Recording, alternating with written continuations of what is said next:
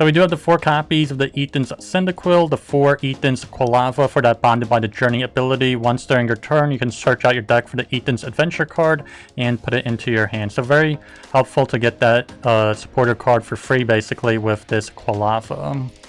And then we do have the 3 copies of the Ethan's Typhlosion here. This will be our main attacker for this deck.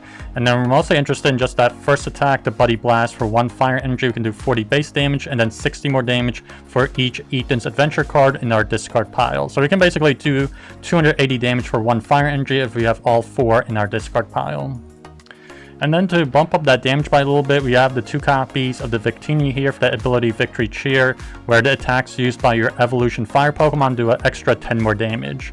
So this ability does stack up. If we get both of these Victinis onto our bench, we can do an extra 20 more damage with our Ethan's Typhlosion.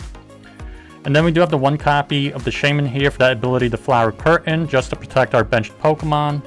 And then lastly, we do have the 1 copy of the Badoo here for some cheap item lock. The Itchy Pollen, we can do 10 base damage. And then during your opponent's next turn, they can't play any item cards from their hand. And then moving on to our trainer cards, for our Ace spec, we do have the Secret Box. We can only use this card if we discard 3 other cards from our hand.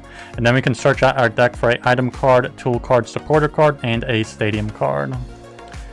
And then for our stadium cards, we do run the 2 copies of the Gravity Mountain. For each stage 2 Pokemon in play, they have a minus 30 HP for both you and your opponent.